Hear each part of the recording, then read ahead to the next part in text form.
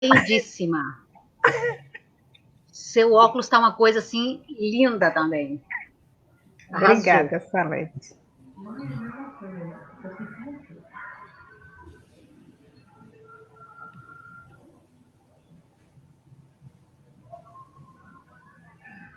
Estamos no ar. Vamos esperar só alguns minutinhos para a gente começar. Enquanto o público vai chegando. Deixa eu registrar aqui esse momento.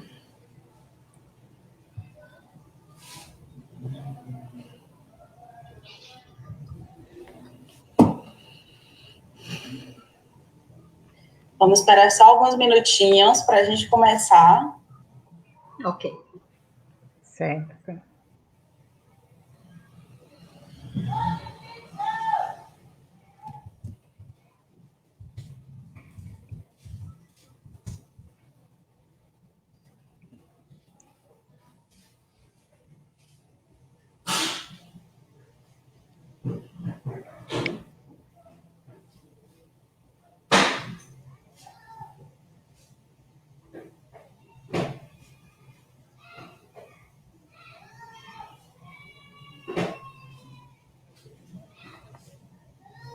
Só mais um pouquinho.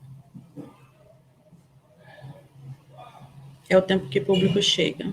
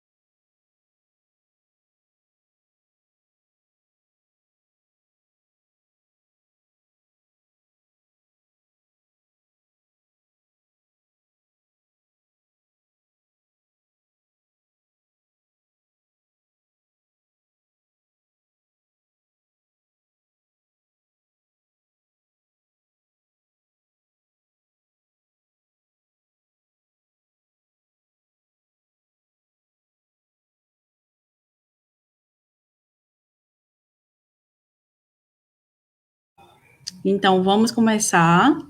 Boa noite a todos, a todas e a todes. Estamos aqui com mais um lançamento da coleção Monográficas, agora com a querida Sônia Maria Soares, né, que é uma autora maravilhosa, com um trabalho importantíssimo, né, e num momento, assim, extremamente necessário, urgente.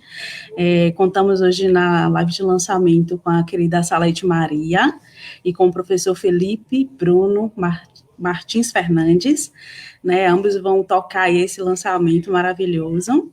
Né, desejo que todos possam usufruir um pouquinho do livro de Sônia hoje, né? Então, enquanto coordenadora da coleção Monográficas, sejam bem-vindos e bem-vindas. Vou passar a bola agora para a Salete Maria, para que ela possa tocar aí esse jogo lindo. Tenham boa noite, gente. Até logo. Boa noite.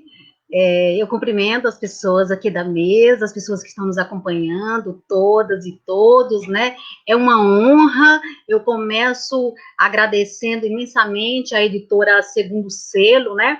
Editora linda, um projeto potente, vale a pena visitar, passear pelas redes sociais, pelo blog, pelo site, né? Pelo YouTube, enfim. É uma editora que traz um projeto muito bonito, muito alvissareiro, e é justamente por esta editora que a nossa querida Sônia Maria Soares, né, vai nesta noite lançar o seu livro, né, intitulado Assassinatos de Pessoas LGBTs na Bahia, e ela traz dinâmicas de gênero, raça e classe. Esse é o título do seu livro, né, que eu tenho a honra de mediar essa mesa linda composta por ela, a autora, e também pelo meu colega, professor doutor Felipe Bruno Martins, que foi seu orientador de pesquisa, a pesquisa que culminou, né, nesta obra muito bem avaliada, né, com nota máxima pela banca, e que nesse momento está trazendo à luz, trazendo ao público, aos leitores e às leitoras, né, que se interessam pelas temáticas de direitos humanos, pela luta, né, da população LGBT, né, eu costumo dizer que é uma obra que vai interessar a um público bem diversificado, bem variado, porque todos e todas nós que defendemos uma sociedade mais democrática, né, mais inclusiva, a população, ativistas do campo da LGBT, feministas, movimento negro, ou seja, é uma obra que vai interessar de maneira bastante ampla, né, que ela tem uma pegada interdisciplinar, e eu, nessa noite, coube a mim fazer ocupar essa função honrosa, que é de mediar, né, de conduzir as atividades aqui. Então, eu vou explicar rapidamente qual vai ser a dinâmica, antes de passar a palavra para a autora e, na sequência, para o nosso professor, o colega Felipe, que vai debater também com o público. Então, esta obra, ela está, como eu disse, sendo lançada pela editora Segundo Selo, no âmbito de uma coleção também linda, que é uma coleção coordenada por Fernanda Santiago, que acabou de nos apresentar. A coleção se chama Coleção Monográficas, que objetiva trazer à luz, valorizar, visibilizar, fortalecer as pesquisas monográficas, né, de pesquisadores e pesquisadoras do estado da Bahia. Creio que também que vai expandir para outros espaços, mas vale a pena visitar, porque tem obras belíssimas, e nesta noite, né, a gente tem a honra de trazer, de fortalecer o lançamento de mais uma. Então, bom, nesse lançamento, a autora é a protagonista. Eu e o professor Felipe estamos aqui para fortalecer, para valorizar, mas o protagonismo é da Sônia Soares, que nos deu a honra de ter sido nossa aluna no bacharelado em estudos de gênero e diversidade. Portanto, eu vou apresentá-la. Ela, além de graduada, né, de bacharela em estudos de gênero e diversidade, ela agrega uma outra formação. Ela é também historiadora, né, e é uma pesquisadora muito atenta e muito ativa, porque ela tem se dedicado, tem se debruçado sobre essa temática da violência, no caso da violência letal contra a população LGBT. Então, ao longo dessa noite, a gente vai tentar explorar bastante como é que se deu essa pesquisa que culminou com essa obra. Ela vai falar um pouco para a gente dessa experiência dela, o que contém na obra, qual é a estrutura dessa obra. O professor Felipe vai instigar aí algumas reflexões, e eu estou aqui para mediar. Então, já falei demais como mediador, então, nesse momento, eu quero apenas dizer, mais uma vez, da honra de ter testemunhado a sua defesa, né, de TCC, que hoje se converte num livro, um livro lindo, de uma capa linda, né, uma coisa muito extraordinária, e que, de logo, eu já digo que, como professora,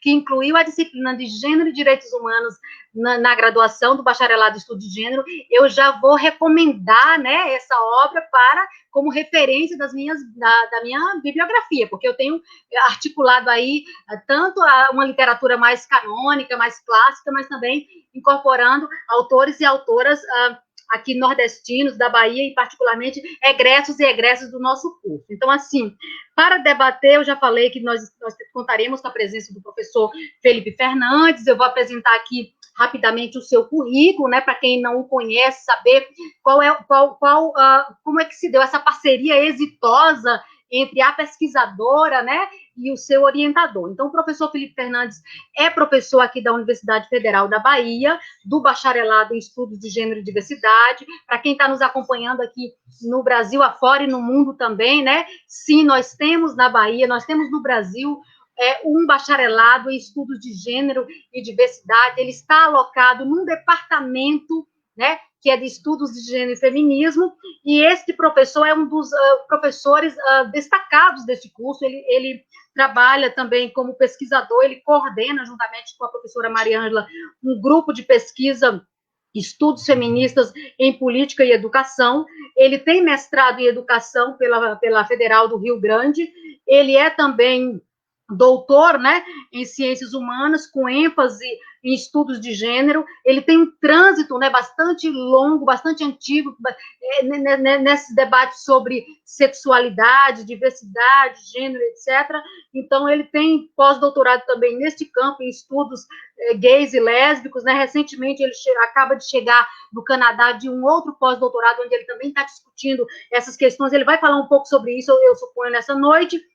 E ele também, no seu doutorado, ele fez um estudo que dialoga bastante com o trabalho que será apresentado nessa noite, né, o livro, que ele analisou um pouco das políticas que foram implementadas durante o governo Lula relacionada ao Brasil sem homofobia. Então, nós estamos aqui diante de uma pesquisadora, né, e um pesquisador, ambos que dialogam muito sobre essa temática que muito nos interessa. Então, assim, a dinâmica vai ser da seguinte maneira: a Sônia, ela terá até 15 minutos, né, para, numa primeira rodada de participação, ela apresentar a obra, falando um pouco por que escolheu tratar dessa temática, de onde vêm as fontes, né, onde é que ela colheu os dados, né, falar um pouco dessa estrutura dessa obra, por que ela escolheu esta editora, né, enfim, ela está super livre aí para falar como ela quiser. Eu já estou instigando, estou jogando aí algumas questões que nós, como leitoras e leitores, certamente queremos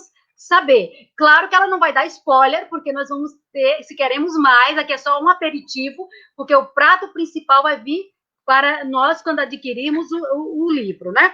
E, na sequência, o professor Felipe Fernandes vai fazer uma participação também de até 15 minutos, e nós teremos um outro momento para que o público, aí eu já quero estimular vocês que estão nos assistindo, participem aí ativamente, pode mandar perguntas, né, direcionada à autora ou para os membros da mesa, e também podem, além, não só perguntas, manifestem-se, né? Aqui é uma mesa aberta, é um diálogo horizontal, podem fazer sugestões, podem dar os parabéns, podem felicitar. Seguramente Sônia está sendo acompanhada aqui por uma audiência, né, por um conjunto de internautas que a respeitam e apreciam bastante. Eu creio que colegas do bacharelado, docentes, etc. Então, eu vou passar, então, a palavra nesse primeiro momento, para Sônia Maria Soares, né, a nossa mais nova autora, né, egressa do nosso bacharelado, e que vem aí com tudo para nos ofertar uma obra que vale a pena conhecer, adquirir, né, consultar e referenciar. Sônia, a palavra, querida, está com você.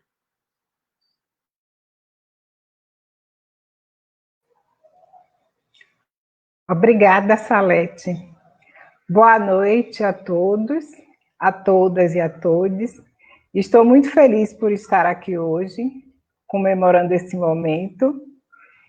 Gostaria de fazer um agradecimento aos meus pais, aos que vieram antes deles, porque sem eles eu não estaria aqui hoje, aos que vieram depois de mim, a minha família, que é imensa, agradeço a todos de coração, ao meu companheiro, à minha filha, e a todas as pessoas que fazem parte da minha trajetória de vida, porque, querendo ou não, acho que todas deixam um pouquinho em nós, né, quando passam pela nossa vida.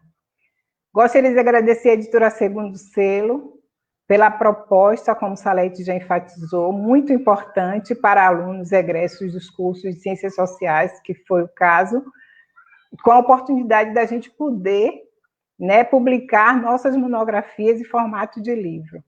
Isso é muito importante. Não esquecendo que a pessoa que esteve à frente disso o tempo todo foi Fernanda Santiago, que caminhou comigo todo esse percurso, e que, assim, uma pessoa muito dedicada, cuidadosa, muito carinhosa, paciente, e é só gratidão.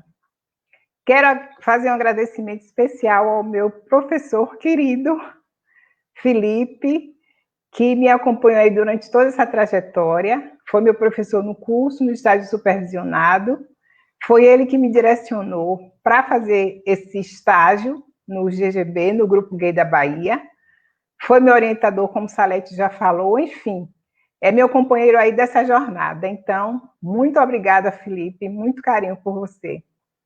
A Salete também, que foi minha professora, né? E era uma pessoa que sempre em sala de aula, sempre incentivou os seus alunos e sempre incentiva para que a gente não desista e a gente perceba que a gente pode seguir em frente. Isso é muito importante para a gente quando está entrando em um curso, que a gente passa por algumas dificuldades, mas é importante quando a gente tem professores que estimulam que a gente continue. E você faz a diferença, fez na minha vida e na de muitos colegas, eu tenho certeza. Então, muita gratidão. Então, eu estou muito feliz de estar dividindo aqui esse momento com pessoas queridas. Eu não posso esquecer de agradecer a Luiz Motti, né, que escreveu a orelha do livro, e que também me permitiu fazer o estágio no GGB, e é onde tudo começou, né? Agora eu vou falar um pouco sobre o meu estágio, né, como aconteceu, o meu percurso que eu fiz até eu chegar no livro. No momento, quando eu comecei o estágio, eu tive a incumbência, né, através de Luiz Motti, de acessar um site que o Grupo Gay da Bahia foi o pioneiro no registro desses crimes, dessa violência letal. E, através desse site, a gente tem todos os relatos de crimes que acontecem no Brasil. Mas, no momento do meu estágio, eu fiquei incumbida de relacionar o maior número de informações possíveis, né, sobre os crimes ocorridos aqui na Bahia, que são muitos. E nessa tabela, a minha incumbência foi coletar o máximo de informações possíveis. O nome do agressor, o nome da vítima, local onde mora, idade, profissão, o máximo de informações possíveis, inclusive o tipo de arma que é usada nos crimes. E, a partir desses dados, a cada caso que eu olhava, que eu precisava tirar, eu sentia uma necessidade de saber mais coisas. Eu fiquei instigada a continuar pesquisando. E, dessa forma, eu me senti à vontade para continuar e trazer essas informações para meu curso, para minha pesquisa. E é a partir daí que eu começo a fazer o levantamento de todos esses dados e continuar a fazer a pesquisa. Enfim, a pesquisa consistiu, a minha metodologia utilizada foi acessar esse site, coletar essas informações, além de estar embasada, né, com teóricos que discutem essas questões de gênero, de raça e de classe, foram os que me deram embasamento para poder compreender como ocorre a dinâmica dessa violência. E, a partir daí, eu segui na pesquisa e, para falar um pouco do livro, né, sobre a estrutura do livro, o formato dele agora, o livro está dividido em 3 capítulos. No primeiro capítulo, eu falo sobre a materialização da homofobia. No segundo capítulo, eu falo dos marcadores sociais da diferença.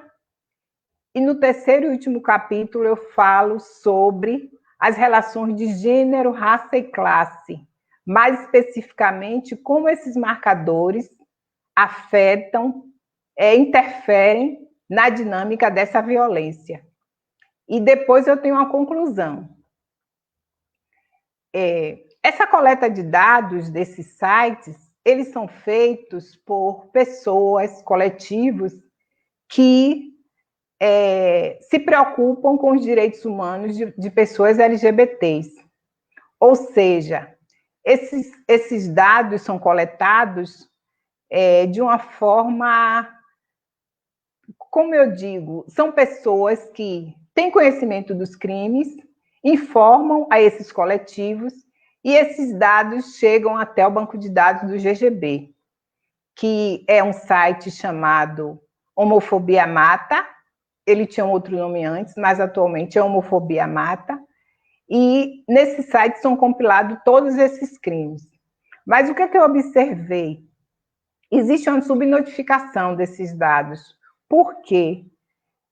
Só quem se preocupa em registrar essa violência são essas pessoas e esses coletivos.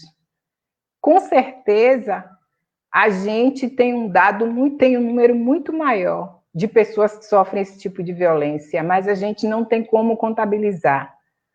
A grande mídia e os jornais de grande circulação, eles não divulgam esse tipo de crime.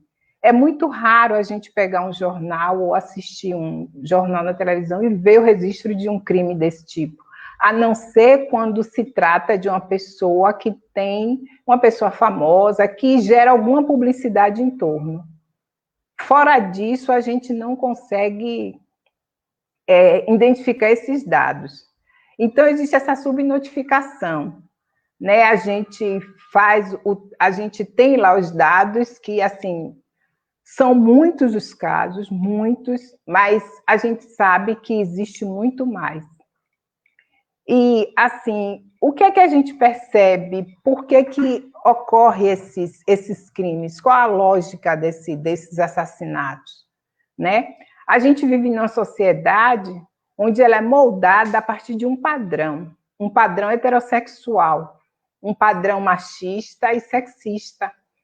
E por esse padrão, infelizmente, todos nós, ao longo do tempo, enquanto não nos percebemos, enquanto não nos questionemos a olhar as coisas com um olhar mais aberto, digamos assim, a gente fixa nosso olhar nessa institucionalização desse padrão heterossexual e a gente contribui de forma indireta para que essa violência ocorra. Eu digo isso por quê? Porque a gente nasce em uma família, a gente vai para uma escola, a gente normalmente, né, algumas pessoas frequentam a igreja, então a gente está cercada de instituições que se moldam a partir desses padrões e reproduzem isso para toda a sociedade. E nós não nos questionamos, né, quanto a esse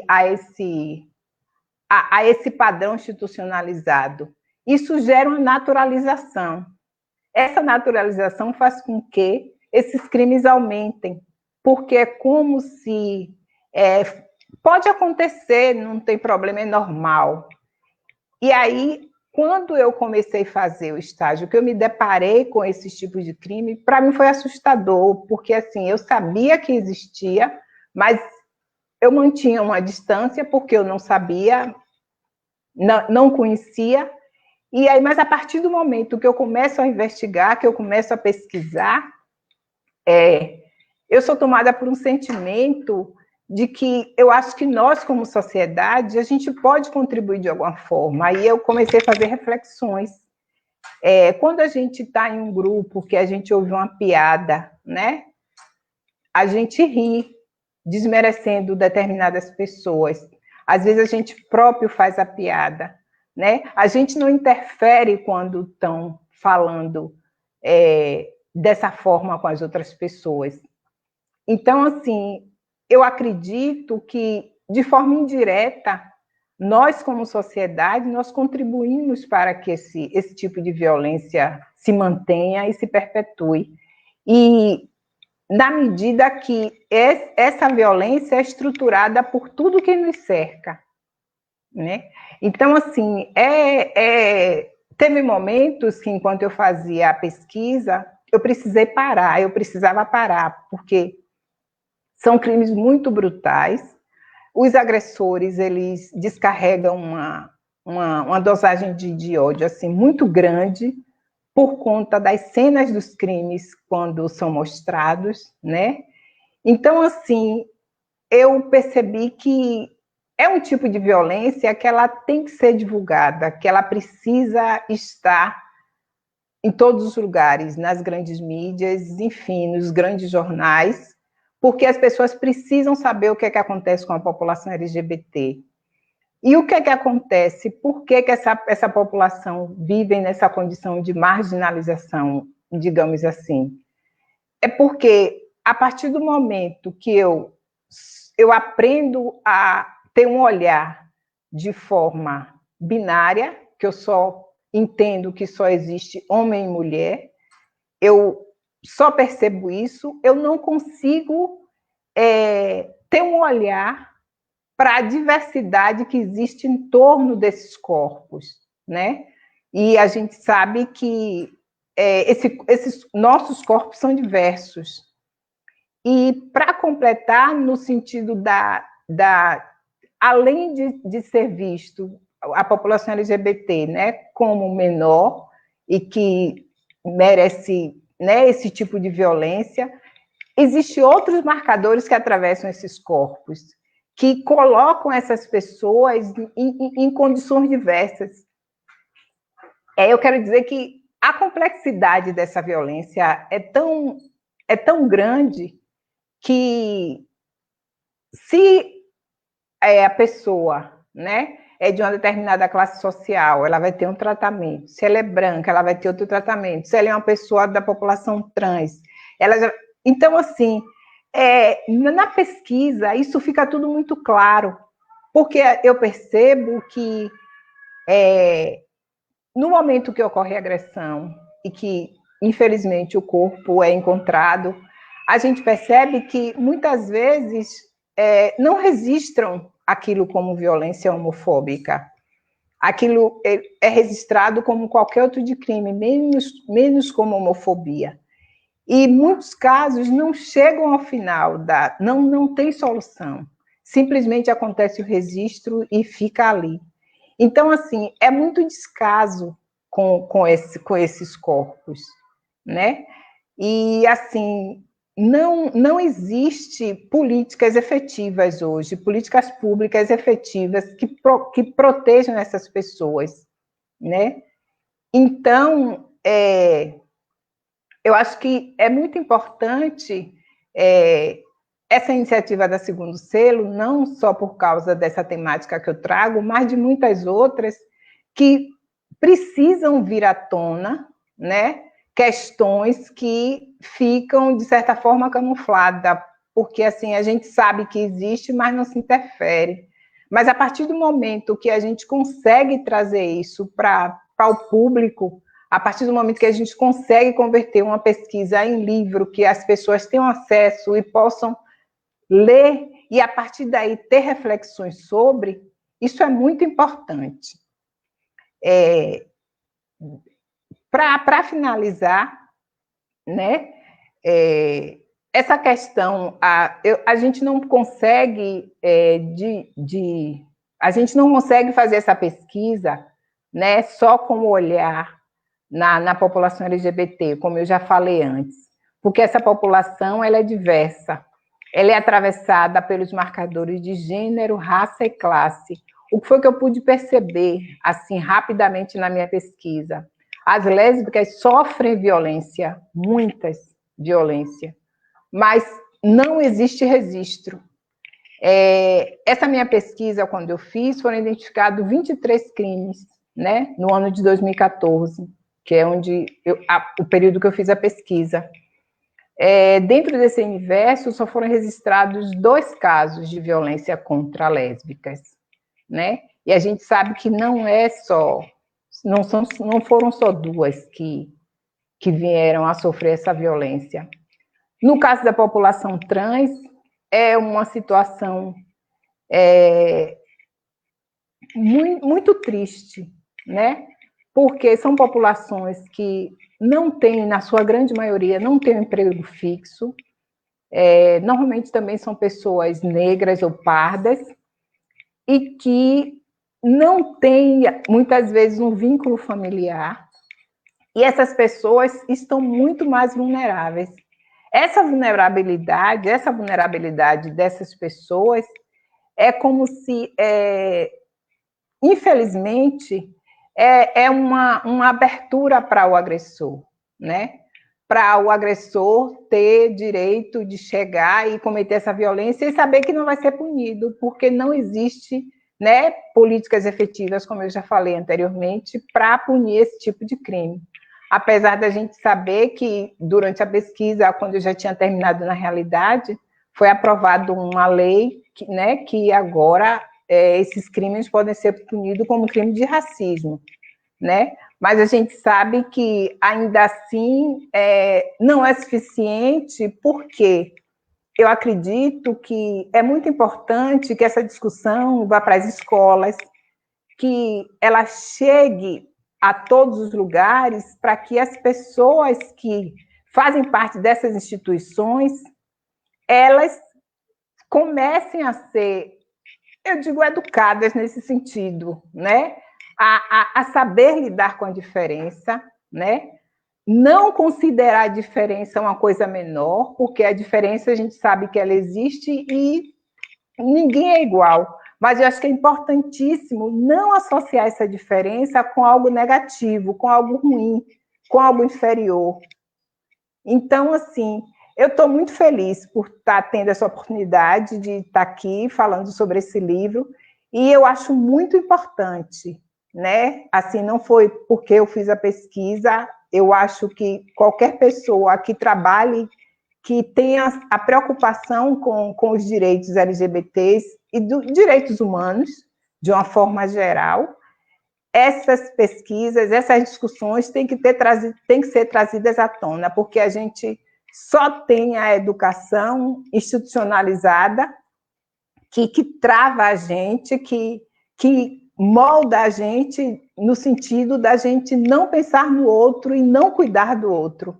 E isso é muito ruim. A gente precisa mudar esse discurso, a gente precisa ter um discurso de cuidado com o outro, de olhar o outro e perceber que a gente pode ajudar e fazer o melhor que a gente puder. Por enquanto é isso. Se vocês tiverem alguma coisa, algum comentário, alguma pergunta, eu estou aqui. Obrigada.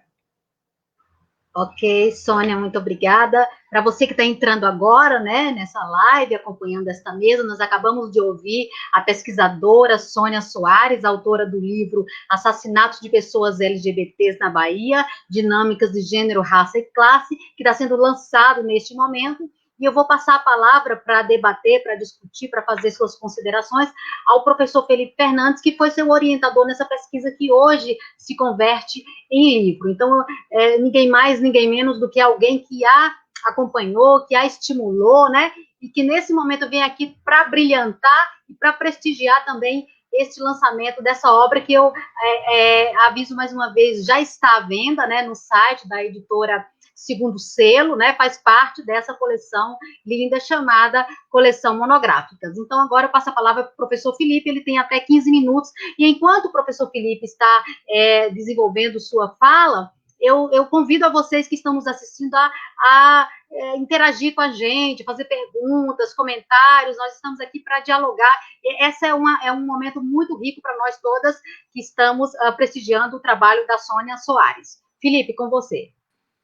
Boa noite a todas, a todos e a todes. Eu estou aqui muito feliz. Estou aqui meio João sem braço, desculpa esse aqui, porque eu quis me fantasiar, não fantasiar, porque é o meu orgulho, é a minha bandeira de arco-íris, para prestigiar o lançamento, então, da nossa querida Sônia, que foi uma aluna de excelência, foi uma pessoa que eu aprendi muito. Nós, professoras e professores, não sei, eu estou vendo aí muitas, a professora Zelinda Barros, a Rosângela Taide, estão todas aí do Candaces, muita gente da UNEB, o professor Marco Martins, que eu tive a oportunidade de escutar na semana passada, no lançamento do Marcos, que fez também um livro que, se me permitem a sugestão, a compra pode ser casadinha, o livro de Sônia e o livro do Marcos, que é Bicha Velha Vira Hétero, que também é muito bacana. Eu fiz essa compra casadinha e fica a dica. E eu gostaria de agradecer também a Fernanda Santiago por essa oportunidade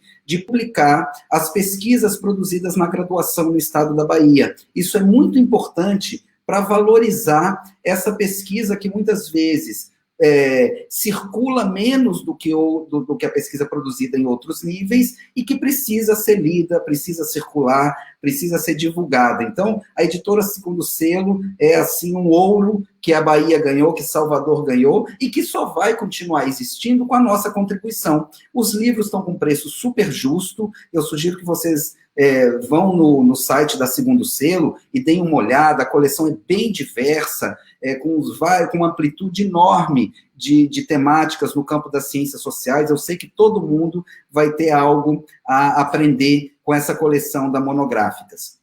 Eu gostaria também de agradecer imensamente a Sônia. Ela fez um agradecimento muito bonito a mim, e eu gostaria de agradecer a ela também, porque nós, professoras e professores, também aprendemos muito. Então, Sônia foi uma pessoa com quem eu aprendi muito, e ela aceitou um desafio, quando eu propus a ela fazer o estágio supervisionado obrigatório em Gênero e Diversidade no Grupo Gay da Bahia. Ela, no início, não conhecia muito a temática, mas não sei se Sônia se lembra, ela foi muito disciplinada na leitura, ela leu bastante os livros sobre violência letal contra homossexuais. Hoje nós estamos aqui todos coloridos, felizes, eu, João Sem Braço, porque o verde e o amarelo foram comidos pelo chroma key.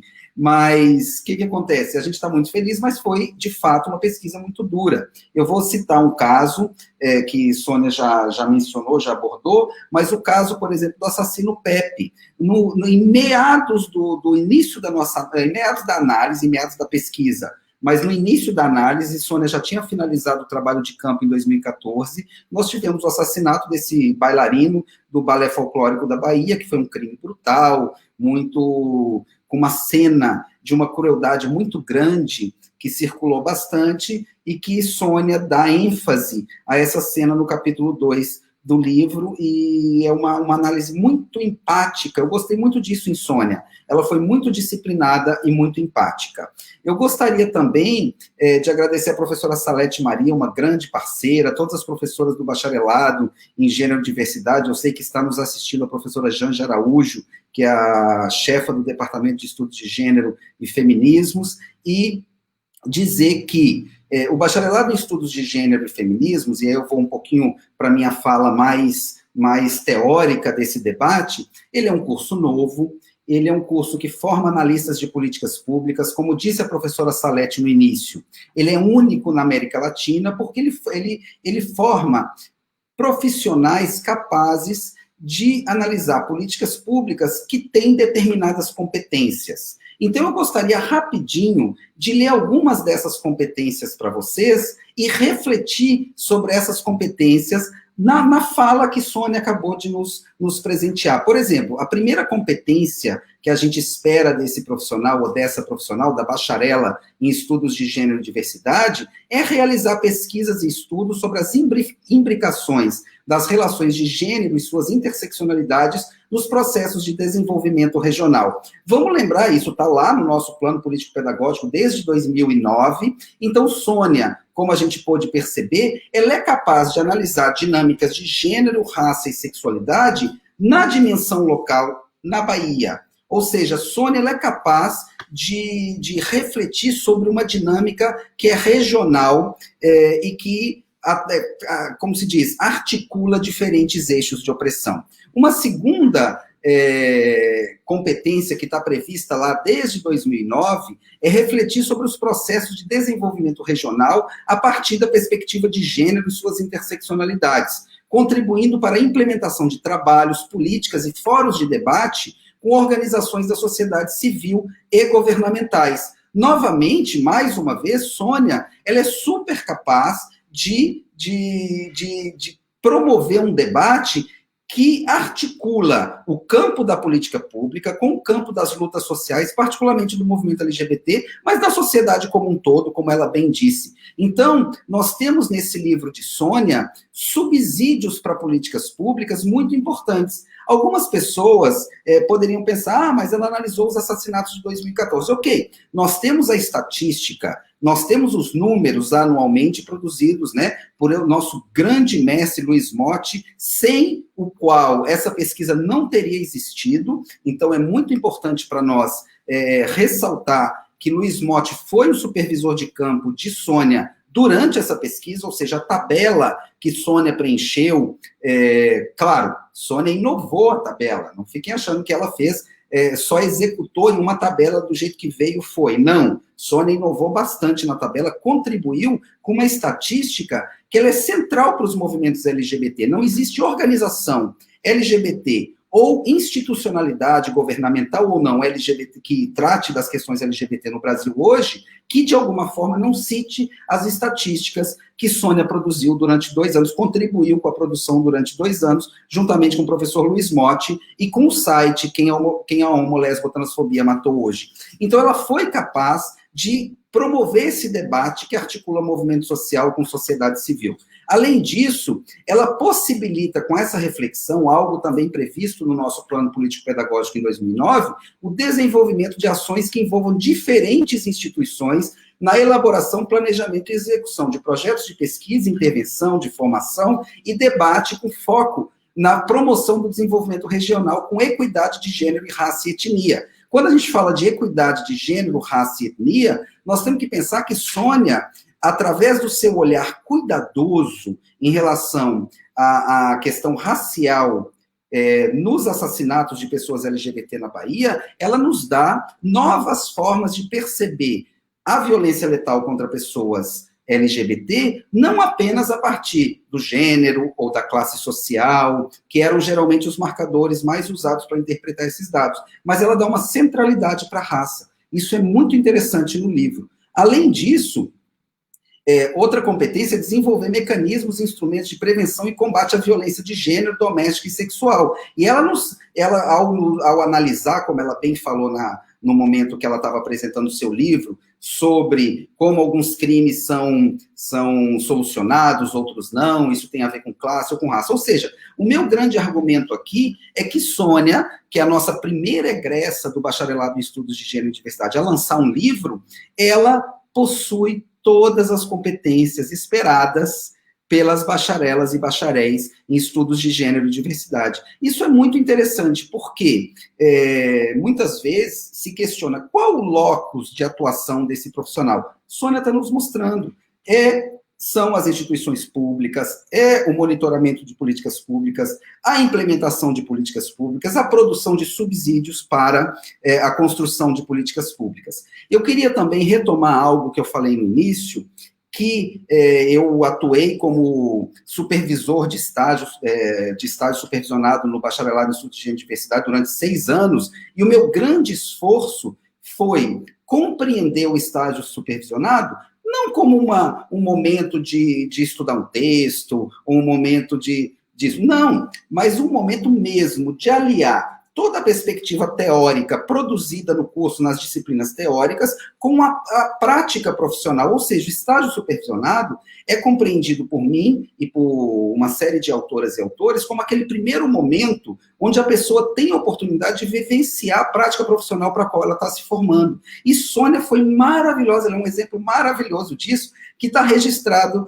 nesse livro. Eu acho muito lindo, nós professores, é muito emocionante ver Sônia reconhecendo isso. Porque muitas vezes ela é muito generosa, ela reconhece a contribuição de cada professora, de cada discussão para a construção da monografia dela. E eu estou vendo que está aqui presente conosco a Anne Alencar, que é doutoranda no programa de pós-graduação em antropologia da UFBA, que participou da banca de defesa da Sônia. Ela está aqui presente, falou que já leu a monografia e foi muito boa. Agora, Anne, tem muita novidade, viu, aí no livro, que teve muita revisão, Sônia alterou bastante. E também participou da banca a professora Maíse Zucco, do bacharelado.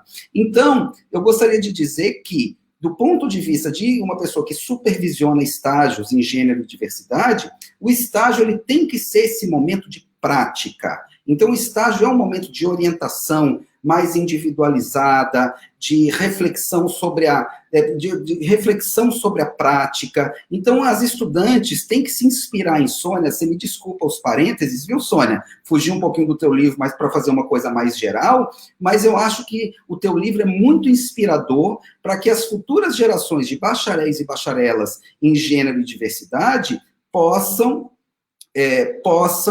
compreender o estágio como uma atividade orientada, uma atividade de reflexão sobre a prática, porque ou uma intelectual não se improvisa. Isso está no artigo que eu escrevi sobre o estágio supervisionado em gênero e diversidade.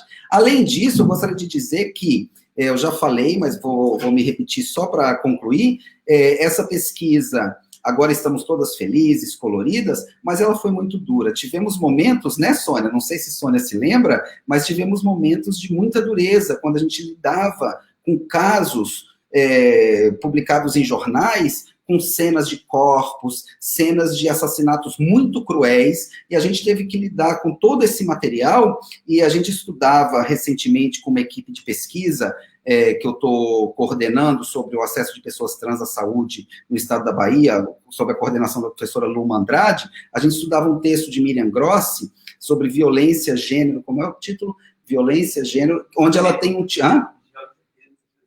Violência, gênero e sofrimento, onde a conclusão do texto fala como escutar a dor. Então, a gente tem que se perguntar por que nós pesquisamos violência, um tema que nos afeta tanto subjetivamente. E vocês todas e todos que estão escutando podem ter certeza que em cada página desse livro teve muito sofrimento, não apenas de Sônia, na escrita e análise desses casos de tanta crueldade, como também minha, acompanhando o processo juntamente com Sônia. Então, eu estou muito feliz, eu espero que o livro da Sônia seja um grande sucesso. Eu soube que ela também vai lançar o livro no 44º Congresso da ANPOX, da Associação Nacional de Pesquisa e Pós-Graduação em Ciências Sociais, e eu também, um passarinho verde me contou que a Sônia não para por aí, que ela ainda vai seguir pelo mestrado. Então, gente, eu vou deixar o tempo para vocês também fazerem perguntas, e Sônia responder perguntas, mas o que eu queria dizer é isso,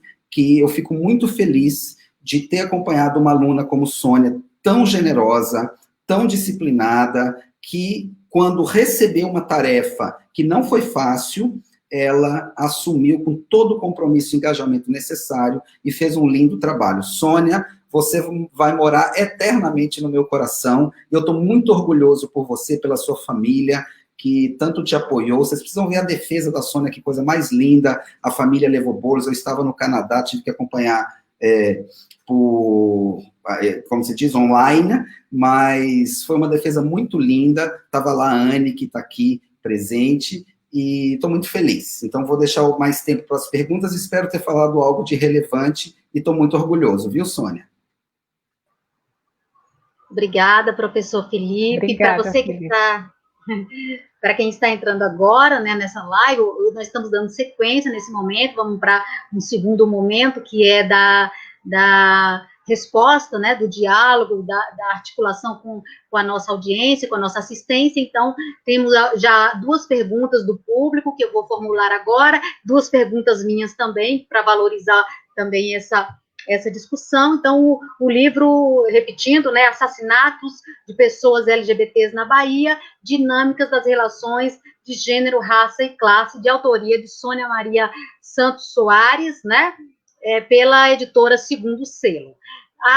Bom, após essa fala bastante entusiasmada, né, do professor Felipe, que, para além de valorizar a produção da nossa egressa, né, da autora que muito alegra o nosso curso, né, por estar aí semeando, né, distribuindo livros, semeando, né, novas sementes, ele vai trazer aí realmente que ela atingiu os objetivos do nosso curso, né, e não só a defesa com bastante êxito, tendo na banca a presença das professoras Maís e Anne, do próprio professor Luiz Motti, defesa que foi realizada na minha disciplina de gênero e violência, que muito me honrou. Então, assim, eu passo agora a ler as perguntas, né, Sônia, para que nessa segunda rodada você possa responder.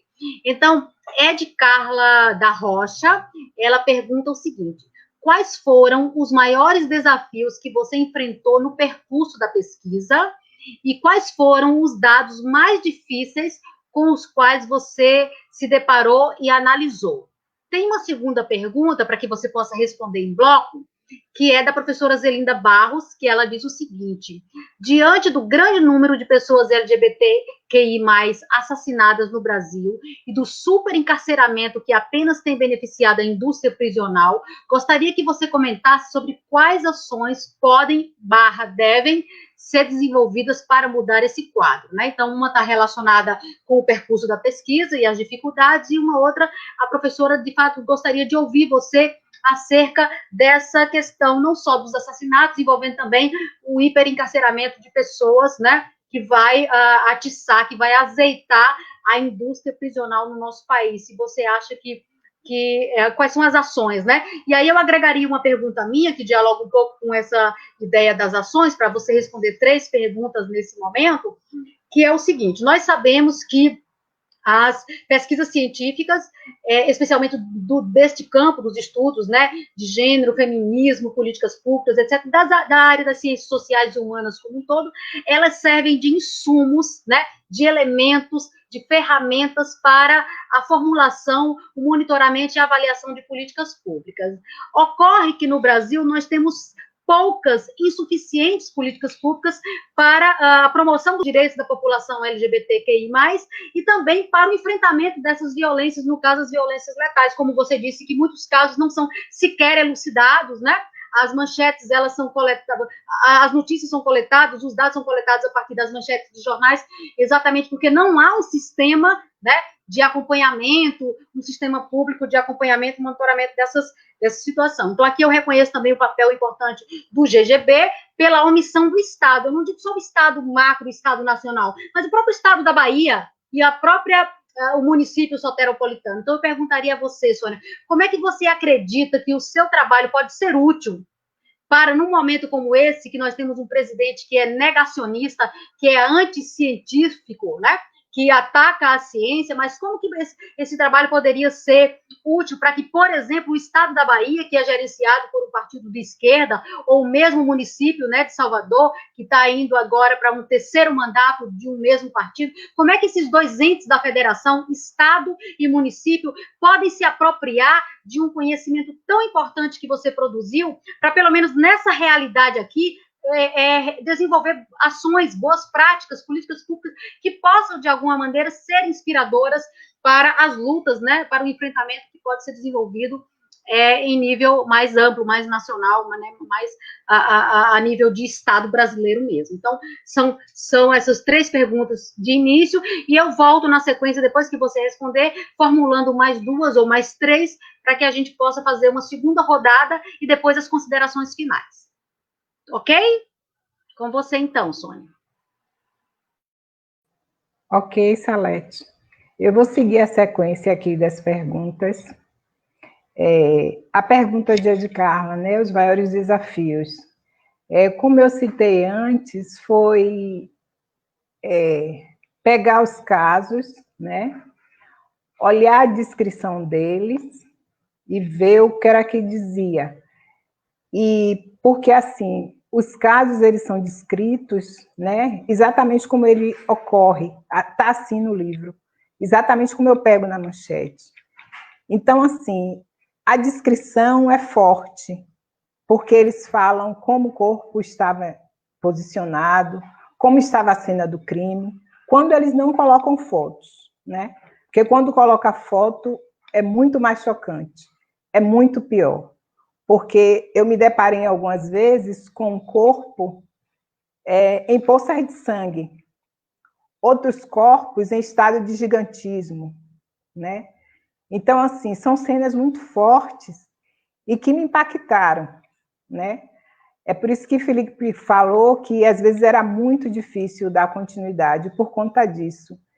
E o que me deixou mais impressionada, Edcarla, o que também me impactou mais, os dados que me impactaram mais, eram os tipos de armas que os agressores usam para agredir a população LGBT. São armas que eu desconhecia. São armas das mais diversas possíveis e inimagináveis. E as agressões são perversas, são muito duras. Então, assim, essa, para mim, foi a pior parte, porque a gente sabe, como eu falei, que os crimes existem, que eles estão aí, mas quando a gente se apropria dos detalhes, que a gente consegue perceber a crueldade que envolve esse tipo de violência, é muito forte. Então, é isso, foram os piores momentos para mim. Né? Às vezes eu tinha que parar, dar uma respirada, voltar, ficava um dia ou 2 sem... Mas, enfim. Mas eu achei que, assim, só para comentar, quando Felipe me propôs esse estágio, e Motti me falou que seria, eu imaginei, vamos lá, mas quando eu comecei a fazer, em nenhum momento eu pensei em desistir, mas assim, eu não tinha ideia do que me esperava, né? Do que eu ia encontrar pelo caminho, mas eu consegui, assim, no sentido de eu acreditei que eu podia continuar e que eu precisava dar voz a esses corpos. Então, foi isso que me motivou a continuar na pesquisa e concluir. Deixa eu ver aqui a pergunta de Zelinda.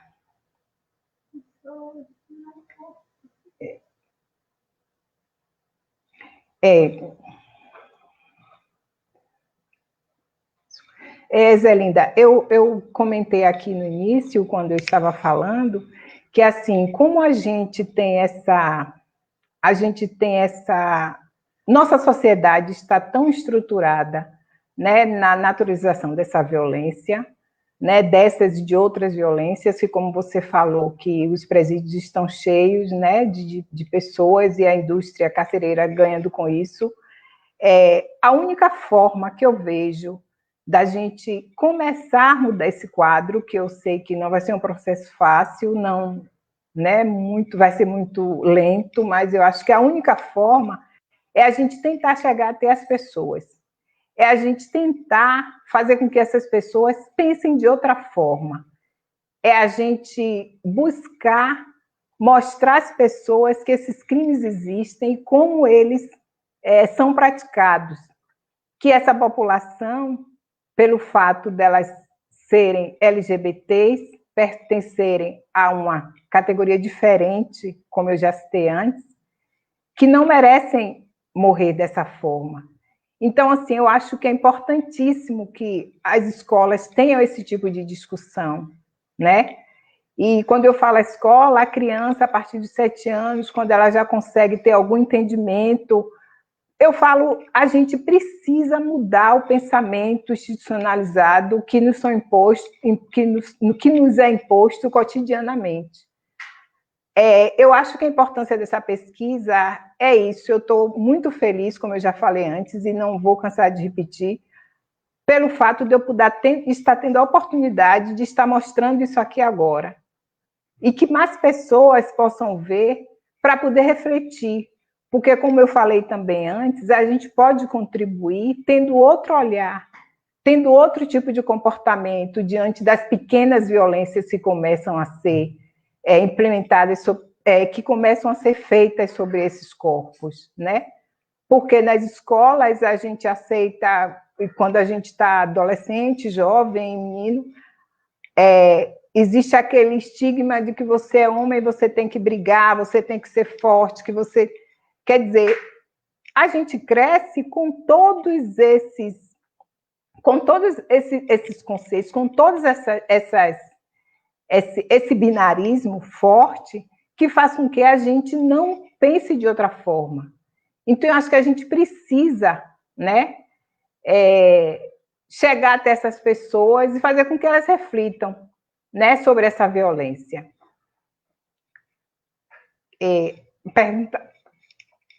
Agora a pergunta de Salete. Salete, eu acho que a gente está num momento realmente muito difícil, né? Assim, no sentido do nosso poder público não se preocupar, porque assim, eu acho que esse trabalho que o GGB faz, que Motti faz, de trazer esses dados e de mostrar, né? O que é que acontece? Eles não chegam até essas instituições no sentido deles tomarem alguma atitude em relação a isso. E o que é que a gente percebe? O que é que eu percebo, como eu falei com você, e acho que quando eu falei aqui, o poder público, que é a polícia, que é o sistema, ele chega nesses locais e eles simplesmente agem de forma sem se preocupar com aquele corpo que está lá. Dos casos que eu pesquisei, praticamente quase nenhum teve solução. O de Pepe teve, porque se tratava de uma pessoa pública, apesar de ser negro, era uma pessoa pública, E aí o caso dele teve resolução. Mas eu acho que, como eu falei, respondi a pergunta de Zelinda, eu acho que o caminho é a gente chegar até as pessoas, tentar fazer com que as pessoas enxerguem, né, que essa violência existe e, de alguma forma, mudar o pensamento, trazer para que elas reflitam sobre. Eu acho que, de outra forma, eu não sei outra forma que a gente conseguiria mudar isso. Ok, bom, então agora nós podemos formular, temos mais uma pergunta aqui, e eu vou formular uma outra pergunta, se não tiver outra aí que a Fernanda possa nos repassar, e eu vou formular essa segunda pergunta para a mesa, né, envolvendo tanto a autora do livro, como o professor Felipe também, né, que dialoga com essas questões. Então, assim, nós temos aqui a pergunta da Nade Barreto, e ela diz: Sônia, a partir de sua pesquisa, é possível apontar uma região baiana mais violenta contra a população LGBT? Nade, isso vai pela cidade, né? Na pesquisa, Salvador ficou como o maior número de pessoas, né, LGBTs mortas. Mas, assim, para ter uma dimensão de Estado, só para registrar, é como se praticamente em todo o estado da Bahia ocorresse esse tipo de violência, em menor ou maior grau. Houve um caso da cidade, que eu não lembro agora, que de uma vez só foram mortas 3 pessoas em uma ação dessa, né? Então, assim, Salvador pelo tamanho, né, pela população, mas essa violência ela está disseminada praticamente em todo o estado da Bahia. Tinha municípios que eu nem conhecia, estados que eu nem conhecia, municípios, desculpe, que eu nem conhecia aqui da Bahia, e que eles aparecem nas estatísticas, né? Então, assim, para a gente ter noção de como essa violência é grande, né? Que ela não está localizada. Eu não sei se eu respondi bem a sua pergunta, Nádia, mas é isso. Ok, então a gente vai para a segunda. Na verdade, estamos na segunda rodada, vamos para a última pergunta, e na sequência eu abro também, depois que vocês responderem, para as considerações finais, ok?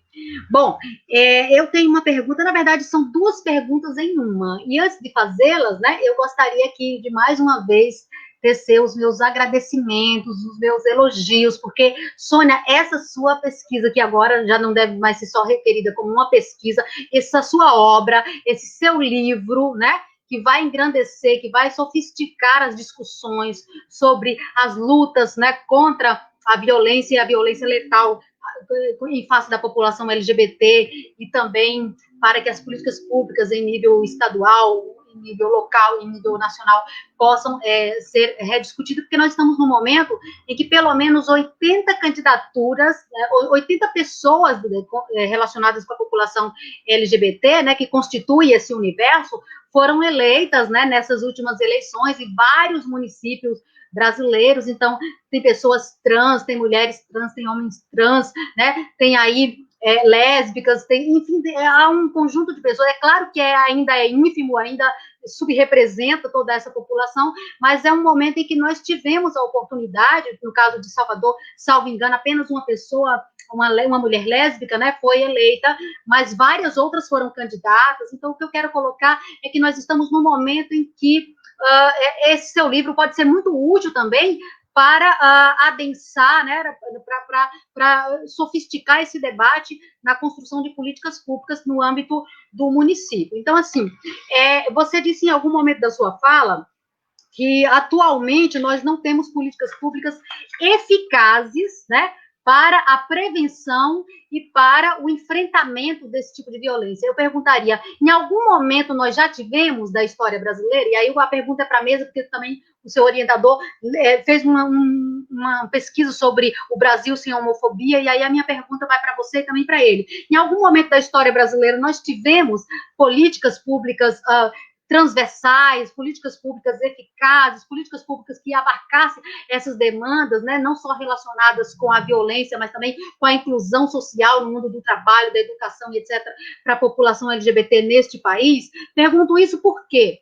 Porque nós tivemos aí em 2019 essa decisão do STF, que vai enquadrar a homotransfobia no mesmo tipo penal do racismo, né? Foi um avanço, mas é uma decisão que não parte do parlamento. Então, nós ainda temos um déficit legislativo, nós ainda temos, eu diria, com relação aos governos anteriores, uma timidez, uma omissão, e com relação a esse governo, um ataque declarado a essa população LGBT. Foi uma decisão no STF, mas também não foi unânime.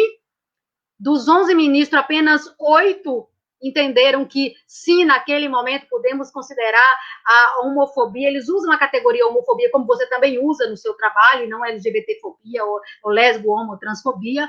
Mas, assim, foram 8 votos contra 3.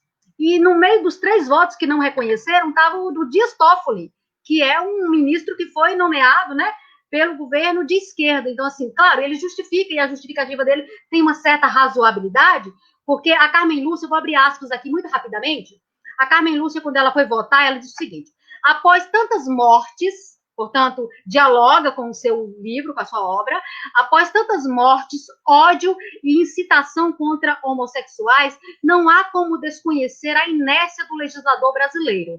E ela afirma que há uma omissão constitucional que tem que ser resolvida. Se o parlamento brasileiro não resolve, então o STF chama para si essa responsabilidade. Aí abre aspas quando ela diz: a reiteração de atentados decorrentes da homotransfobia revela uma situação de verdadeira barbárie na sociedade brasileira. Então, isso são palavras dessa ministra, que foi proferida em 2019, naquela decisão, né, em que se equipara a homofobia ao crime de racismo. A questão é, os ministros que votaram contra, não é que eles não reconhecem a discriminação, o ódio, o preconceito, a violência. Eles apenas dizem que alargar o conceito de racismo pode ser prejudicial, pode ser ruim, porque nós precisamos nomear essa violência, né? E nós precisamos que o legislador brasileiro e as legisladoras, né, realmente enfrentem isso. É claro que nesse momento histórico é complicado para nós, com o governo que nós temos. Mas, como o parlamento ele é dinâmico, ele não tem, assim, por exemplo, mesmo no governo Bolsonaro, nós conseguimos aprovar o Fundeb como uma política do Estado. Nós conseguimos aí, por exemplo, uma lei de imigração que é uma das mais avançadas do mundo. Então, assim, o que eu tenho para dizer para você, perguntar para você, assim, como que você encara essa ideia de termos um Estado que, mesmo quando a esquerda estava lá, é a minha impressão, quero ouvir vocês se é razoável o que eu estou dizendo. Mesmo quando a esquerda esteve lá por quase 15 anos, não conseguiu levar a cabo uma discussão no parlamento e no executivo, foi tímida. Então, coube ao judiciário, que não é eleito, que muitas vezes é conservador. Claro, tem algumas pautas importantes que o judiciário enfrentou, como o aborto dos anencéfalos, a cotas socio-raciais, mas, assim, até quando nós vamos esperar de um poder que não é propriamente eleito, para nós termos uma parte da população que é LGBT reconhecida como sujeito de direito? Eu pergunto para vocês se é possível, de baixo para cima, a partir dos municípios e a partir do Estado. E se você vê o parlamento municipal, esse novo desenho aí do parlamento municipal, você e o Felipe, esse novo desenho é positivo para a população LGBT em Salvador? E o parlamento estadual aqui, que tem pessoas LGBTs lá, tem lançado, tem arrancado, né, tem conseguido avançar nesse sentido? São muitas questões, vocês elejam aí o que vocês gostariam de destacar. Então, vamos primeiro para a Nádia, né, ela vai perguntar, você já respondeu a da Nádia, né, com relação à região baiana, então agora, por gentileza, me contemplem nesse debate, e ao terminar isso, eu chamo vocês novamente para as considerações finais.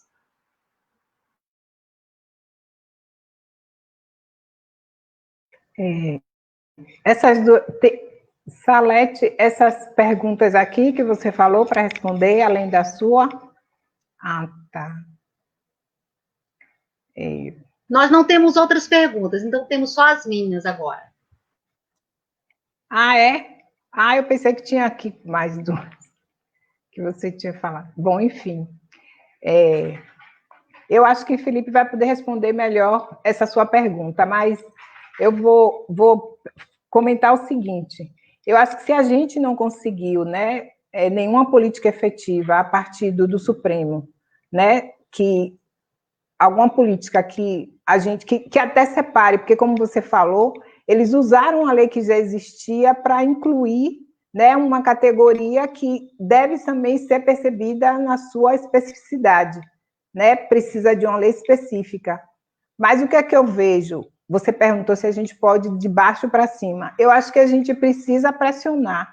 Eu acho que se a gente não houver, né, pressão, se os movimentos sociais não se mobilizarem, a gente não consegue. Eu acho, como você comentou, a vitória que a gente conseguiu ter agora, né, com pessoas lésbicas, trans sendo eleitos, isso não foi de ontem para hoje, é uma construção que eles vêm fazendo há muito tempo, que agora culminou, né, na eleição dessas pessoas.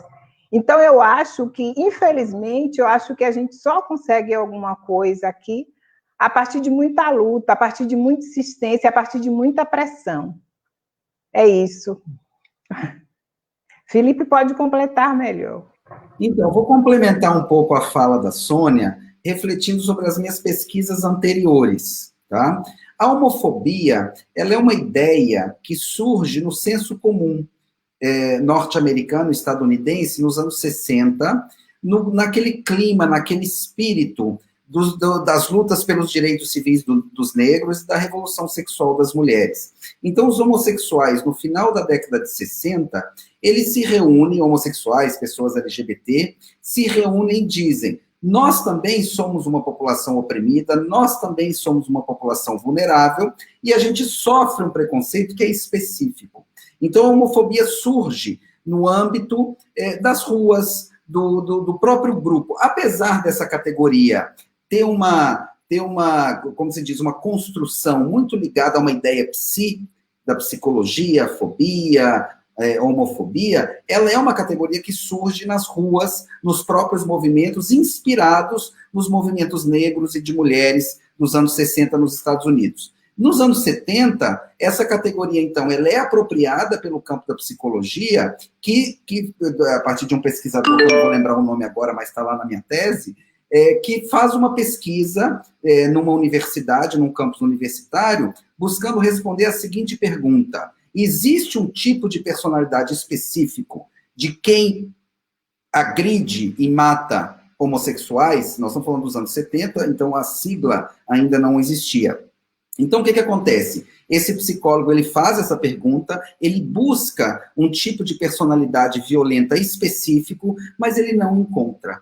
Entretanto, essa pesquisa, cujo resultado é negativo para a existência de uma personalidade violenta específica, para pessoas que têm ódio ou aversão aos homossexuais, ela não o resultado ele não é, como se diz, validado pela pesquisa.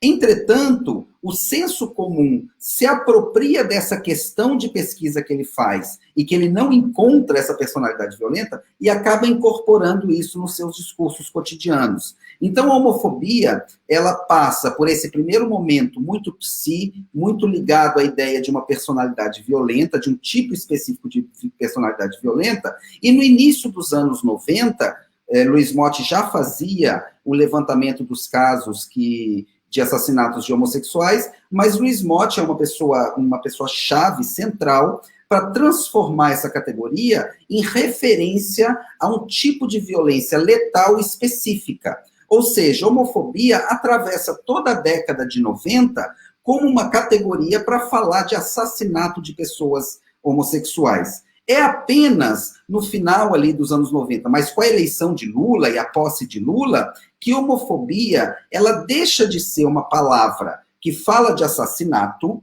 e passa a ser uma palavra que fala de vulnerabilidade. Porque as pesquisas ali de 98 até 2002, elas estavam passando a compreender a maior vulnerabilidade ao HIV, o maior acometimento por determinados grupos sociais ao HIV, não como uma ideia de grupo de risco, mas como uma ideia de maior vulnerabilidade, ou seja, os homossexuais eram mais acometidos ao HIV naquela época, não porque eles eram um grupo propenso, não como os religiosos diziam que era a taça da ira de Deus sobre o homem, nada disso. É porque eles vivenciavam uma sexualidade mais vulnerável, sem acesso aos serviços de saúde, sem acesso à informação, o que fez o Brasil, nos anos 90, dar uma das melhores respostas coletivas à AIDS do mundo. Entretanto, com a eleição de Lula, com todos os seus problemas, entretanto, no que tange a diversidade sexual, Lula ele faz um deslocamento, o governo Lula, não Lula, os movimentos sociais, que aí a gente pode debater, Salete, se foram cooptados ou se foram colaboracionistas, né? Isso é um debate de políticas públicas, cooptação ou colaboração, tá? Isso eu deixo para você, mas nesse âmbito da colaboração dos movimentos sociais com o governo Lula, há um deslocamento do eixo prioritário da luta anti-homofobia no Brasil, da agenda anti-homofobia do Brasil, ela pula da segurança pública para a educação. Ela chega nesse caminho que Sônia muito nos falou, que é através da educação que nós vamos conseguir alterar esse quadro. Então, o governo Lula I, por exemplo, ele investe bastante em cursos presenciais de formação de professores, ativistas, sindicalistas, presenciais. E, num segundo momento, no governo Lula II, ele investe prioritariamente em cursos de educação à distância. Naquela época, a educação à distância era apresentada pelo governo Lula como a alternativa, a melhor alternativa de democratização da educação no Brasil.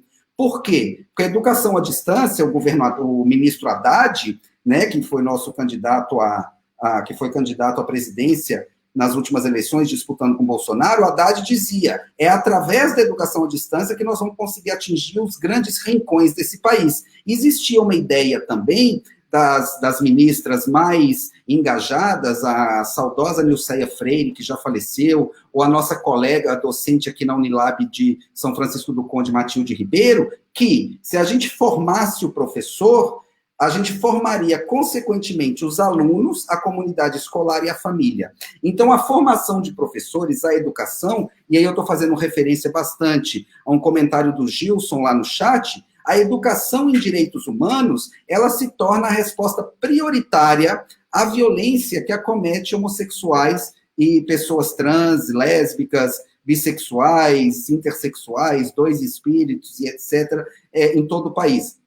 Então, também comentando um pouco o que a Zelinda falou, a ideia nunca foi de defender um paradigma extremamente punitivista ou contribuir com o complexo industrial prisional. Foi sempre de refletir sobre a homofobia, aí também, já que os homossexuais dos anos 70 se inspiraram no movimento negro, pensar a homofobia, eu me inspirando hoje no movimento negro, pensar a homofobia como uma homofobia sistêmica, como uma homofobia estrutural. São dois conceitos muito diferentes. Agora, a gente deve lembrar também, e eu gostaria de deixar aí, jogar essa bomba para o público, que uma vez o professor Kabengele Munanga me disse, não sei onde eu escutei, eu li, tá? Eu não vou saber o autor ou a autora que disse isso, mas que uma pessoa negra que nunca teve medo da polícia não sabe o que é o racismo. Isso é um chavão, tá? E eu gostaria de dizer que nós, pessoas LGBT, nós sabemos o que é o medo de andar na rua. Nós sabemos o que é o medo de sair da universidade de noite e ter que atravessar um quarteirão escuro, ou, às vezes, eu dava carona para um estudante, que é o Igor Leonardo, que mora no Nordeste de Amaralina, deixar um jovem às 10h30, 11 horas da noite depois da aula, num posto de gasolina, sabendo que ele vai ter que subir ruas escuras e olhar para um barzinho eminentemente frequentado por homens, e não saber como aqueles homens vão lidar conosco, uma lésbica, porque aqui nós tivemos casos em Feira de Santana de lésbicas assassinadas na Feira Livre ao meio-dia. Em Cachoeira nós tivemos o assassinato de Lili, não estão na monografia de Sônia, porque são casos de outro período, né? Mas a Lili foi assassinada em praça pública em Cachoeira, onde nunca houve, não sei, um assassinato tão na luz do dia, tão na frente da população, como foi o caso de Lili. E muita gente diz, Lili não morreu por transfobia, ela morreu por questões ligadas ao tráfico, mas outras pessoas ligadas ao tráfico, mas quem morreu de fato, concretamente, foi a travesti que coordenava a parada e era presidenta da associação LGBT de Cachoeira. Então, eu acho que o trabalho de Sônia, ele contribui muito, Salete, para a gente refletir políticas públicas. E eu acho que sim, a maior contribuição que nós tivemos em termos de políticas públicas foi durante o governo da Frente Popular. Nós tivemos a primeira Conferência Nacional LGBT, com a presença de especialistas, ativistas de todo o Brasil. E, claro, essas conferências eram a materialização de uma ideia de participação popular, né? E aí a gente pode debater, será que elas foram eficazes? Em uma pesquisa sobre as conferências de mulheres, a gente percebeu que a grande maioria das delegadas que frequentaram as conferências de mulheres durante os governos Lula-Dilma não se autodeclaravam feministas, por exemplo. As delegadas que vinham dos municípios. Então, existe desajustes, existe aprendizados e existe uma ofensiva antigênero. Por quê? Porque as questões de sexualidade, de homossexualidade, de transgeneridade, de transição de gênero, de não binariedade, por exemplo, elas são temas muito sensíveis para a opinião pública. Se a gente tem um João Willis no Big Brother Brasil, como nós tivemos em 2004, não me lembro o ano, alguém me corrija aí no chat, por favor, a opinião pública toda estava ao lado de João Willis. Mas num momento determinado, com a ascensão das ofensivas antigênero, por exemplo, a opinião pública vira muito rápido. Então, a homossexualidade, as questões LGBT, elas são temas que fazem a opinião pública virar muito rápido. Então, é muito difícil a gente ter a sensação de conquista. Porque no momento a gente tem a conquista, virou a noite, a opinião pública vira muito rápido, porque são temas muito sensíveis. Assim como é o caso do aborto.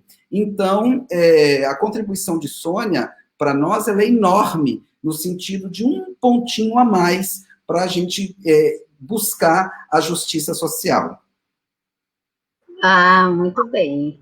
Bom, eu agradeço, então, eu havia me equivocado, nós temos sim mais uma pergunta, teríamos duas, mas como o Felipe já contemplou, o Gilson Mota, ele chegou a perguntar sobre semelhança entre agressores, né, e aí o Felipe já respondeu falando que da inexistência desse perfil homogêneo com relação aos agressores, como de resto também o próprio perfil das vítimas também não é homogêneo, tanto que a Sônia vai enfatizar essas dinâmicas, né, de gênero, raça e classe, e ela vai evidenciar aí que a depender da cor desse corpo, que a depender da identidade de gênero desse sujeito, a polícia vai dar mais ou menos atenção, o crime vai ser mais ou menos, né, e aí a questão de classe mais ou menos elucidada, né.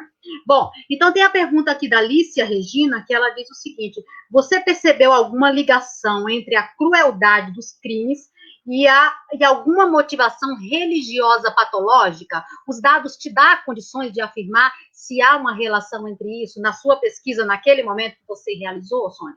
Sônia, só um minuto, eu gostaria só, antes de você responder, de agradecer a equipe do Gira, que está te assistindo agora, a Bárbara Alves, o Almerson, nós temos também outras professoras, a professora Darlane, a professora Maíra mandou uma mensagem, o Igor Leonardo, só agradecer toda a comunidade do BFGD e do Gira, e do Just Fêmina que estão nos assistindo nesse momento. Um abraço também para a professora Vanessa Cavalcante, lá da UXAL, que está nos assistindo. Desculpa, é só para registrar algumas presenças. Tá bom, obrigada. Na pesquisa, eu não pude identificar isso, mas quando eu leio a teoria, existe essa informação de que a igreja, como instituição, ela corrobora para o aumento dessa violência, porque ela não consegue enxergar a pessoa LGBT como uma pessoa que merece estar naquele espaço, porque ela destoa daquele padrão, né, heterossexual. Mas durante as pesquisas, essa parte a gente não identificou, até porque, como eu citei antes, né, os registros são feitos por pessoas que se preocupam com os direitos LGBTs, e alguns coletivos. Então, assim, a informação é o que eles têm lá na hora. E muitas vezes faltam até dados. Eles, às vezes, não têm o nome verdadeiro da pessoa, às vezes vai o apelido, né? Não consegue identificar se aquela pessoa tem algum vínculo familiar. Enfim, os dados não são muito concretos. E aí eu não consegui ter esse tipo de identificação durante a minha pesquisa. Ok, então, bom, agora nós vamos, eu vou passar a palavra para que vocês possam fazer suas observações finais, mas não sem antes considerar uma fala do professor Felipe com relação à análise positiva que ele faz, né, de governos anteriores a esses, no que tange ao poder executivo.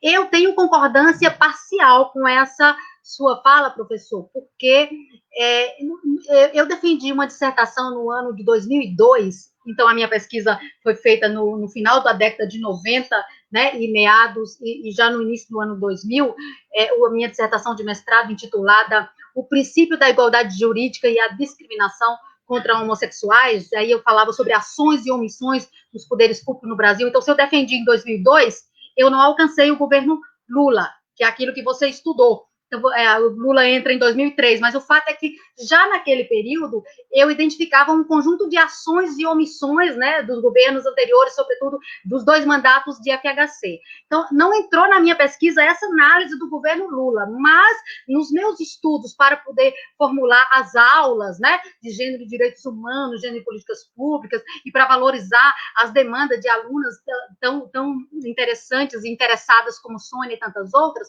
eu não posso deixar de evidenciar que as demandas da população LGBT, mesmo nos governos mais, digamos, progressistas, elas tendem a sofrer 2 passos à frente e 3 atrás. Né? E eu creio que com isso você há de concordar comigo, porque, primeiro, só o fato de nomear, de alguém cogitar numa campanha de que Dilma poderia ser lésbica, ela exigiu respeito.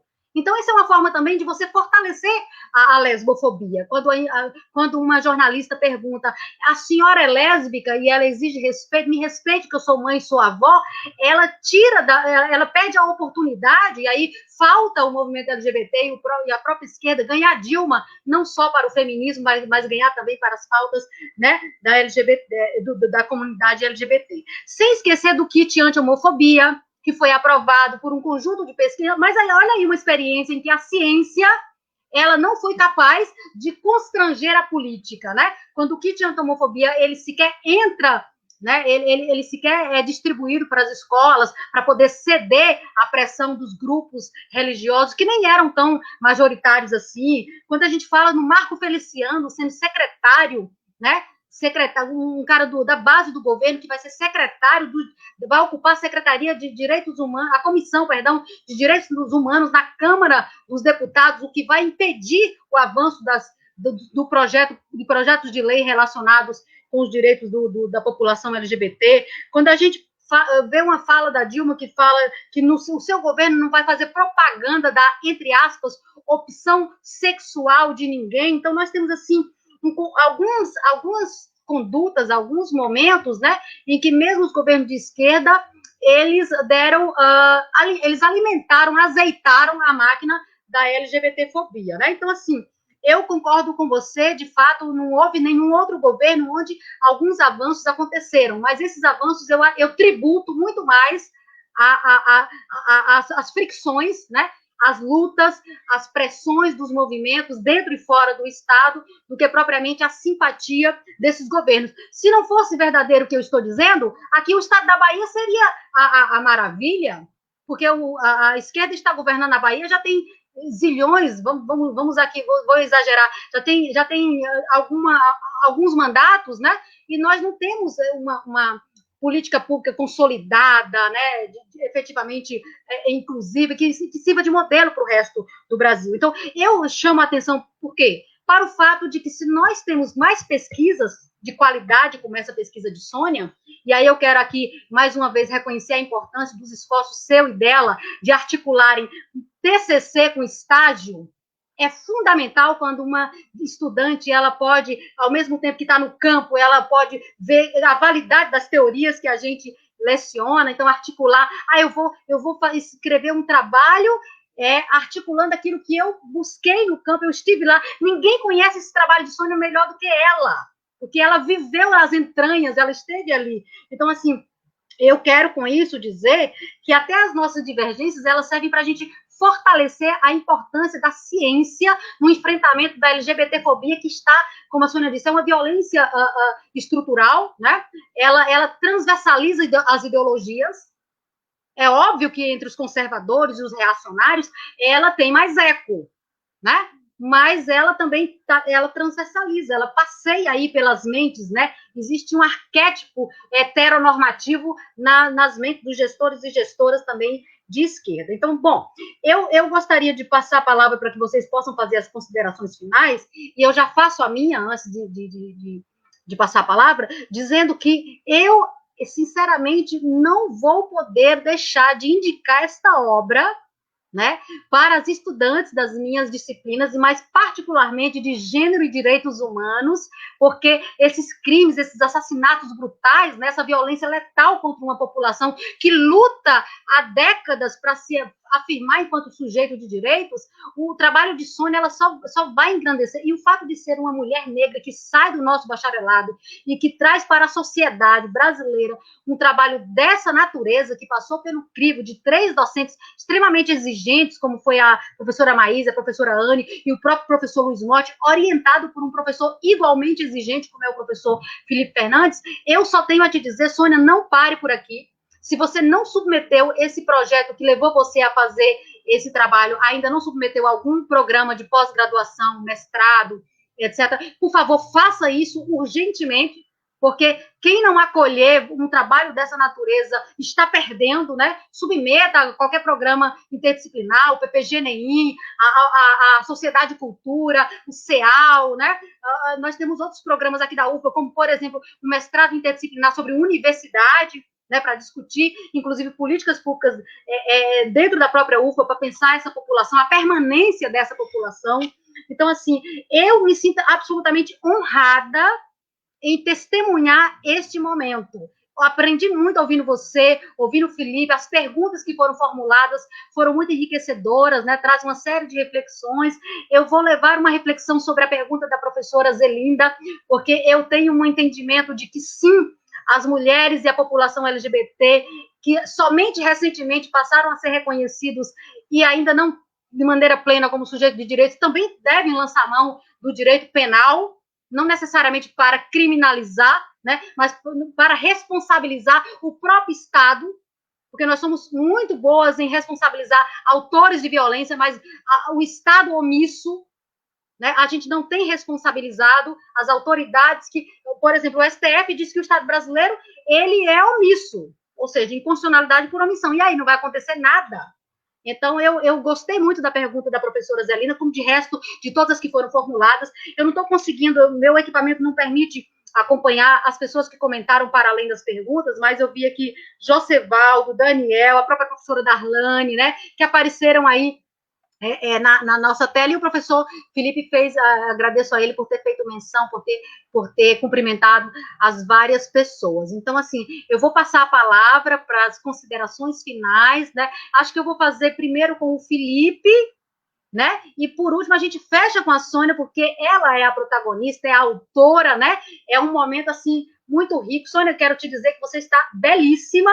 Você é belíssima, mas você está, assim, exuberante, porque você está naquele lugar de quem disse dever cumprido, estou devolvendo à sociedade o investimento que foi feito em minha pessoa, e assim, fechando com chave de ouro.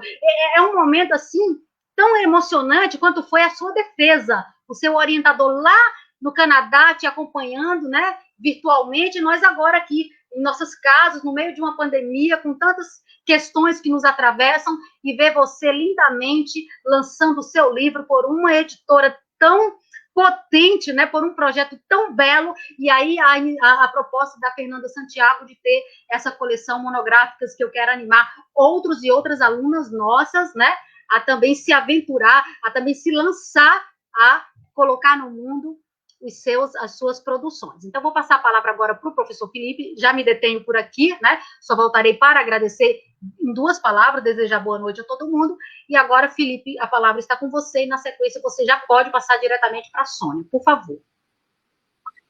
Então, eu vou responder um pouquinho as reflexões da Salete, Sônia, se você me permite, nesse teu momento, mas é importante dizer, Salete, que a ideia da pesquisa sobre Lula não é que eu falei de forma muito positiva, eu falei positivo no sentido de produtivo. Entretanto, eu não sou inocente em analisar um governo e a sua capacidade de participação popular, de justiça social, baseado exclusivamente nos direitos e na forma como esses governos, como se diz, tratam a população LGBT. Nós temos várias situações no mundo onde os governos usam dos direitos LGBT para se proclamarem extremamente democráticos e acolhedores, por um lado, escamoteando e marginalizando muitas outras populações, como é o caso, por exemplo, de migrantes, de populações racializadas de cor, negros e negras, mundo afora. Então,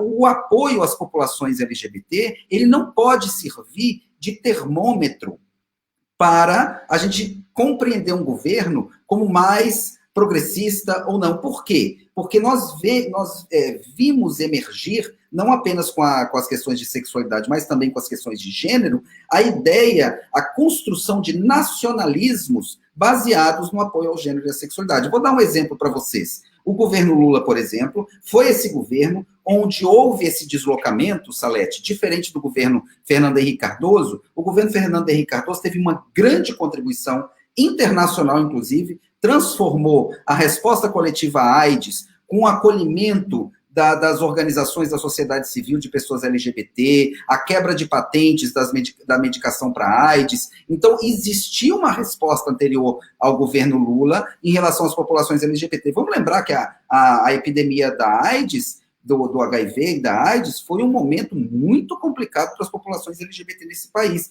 Um momento de retroalimentação de preconceitos. Nós tínhamos religiosos que iam para as rádios dizer esse é o câncer gay, como eu disse anteriormente, a taça da ira de Deus sobre o homem. Nós temos isso até hoje, mas era um momento de muita dúvida. Que vírus é esse? Por que ele acomete só homossexuais masculinos? Hoje a gente sabe que isso tudo era um equívoco da época. Entretanto, então, o Fernando Henrique ele faz esse grande investimento na área de saúde, né?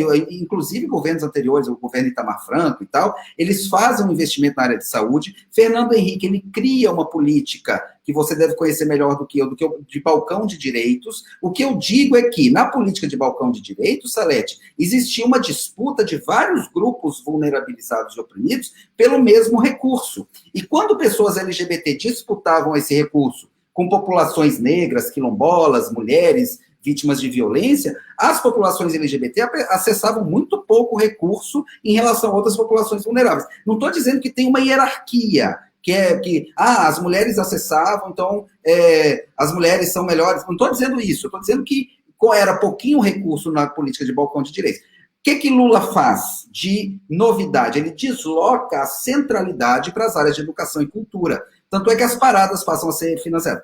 Entretanto, nesse mesmo governo Lula, nós nunca tivemos um genocídio, um etnocídio das populações indígenas, como foi visto nesse país, né? Então, as populações indígenas não têm nada a comemorar em relação à Frente Popular, assim como parece que eu estou comemorando ao falar do governo Lula. Mas dizer que foi sim uma grande novidade, não há que se dizer, organizar uma conferência nacional LGBT, formar mais de 5 mil professores por ano nas temáticas de gênero e diversidade. Claro, a educação do governo Fernando Henrique focava muito na ideia de diversidade. Só que essa ideia de diversidade não adjetivada, né, a gente fala de diversidade sexual, mas naquela época, final dos anos 90, a ideia de diversidade não adjetivada falava muito de uma diversidade racial, ou seja, nós já tínhamos ali livros voltados para o ensino antirracista, alguns livros publicados pelo Ministério da Educação para isso, mas em relação à diversidade sexual, foi no governo Lula que nós vimos uma massa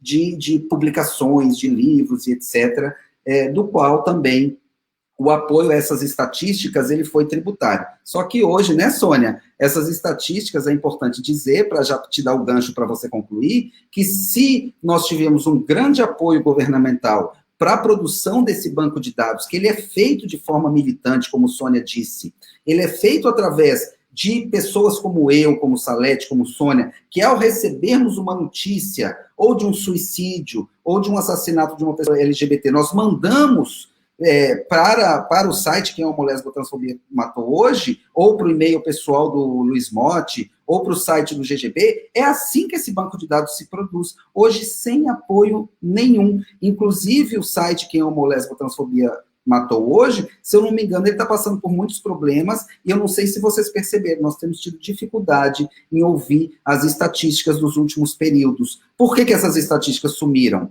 Porque pessoas como nós, né, que estão aí, vocês, espectadoras, eu, Salete, Sônia, paramos de contribuir com essa produção coletiva. Por quê? Cada vez mais a gente tem trabalhado menos coletivamente.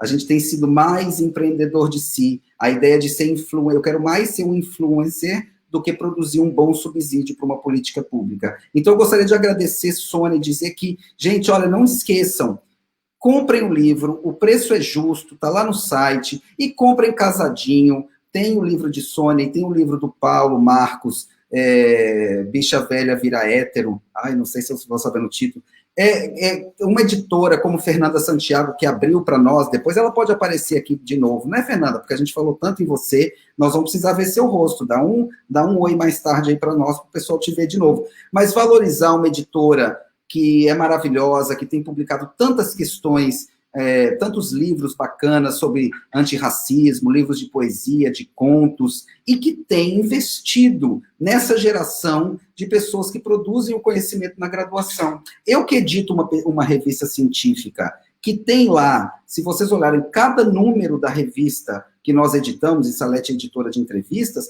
cada número tem artigos, resenhas, entrevistas produzidas por alunas de graduação. E ter uma editora na Bahia que publica as nossas alunas, nossos alunos, nossos estudantes, formandas agora pesquisadoras e pesquisadores, né, Sônia? Agora autora, é uma dádiva muito grande. E isso só vai continuar se cada uma de nós, antigamente na linguagem do movimento de esquerda, a gente falava cotizar. O que é cotizar? Compra pelo menos um livro do tema que você gosta, né? Compra o livro da Sônia, né? Sônia vai ter, eu soube que a Fernanda vai fazer aí para nós uma casadinha do livro do Paulo Marcos com da Sônia. Contribuam com essas editoras locais.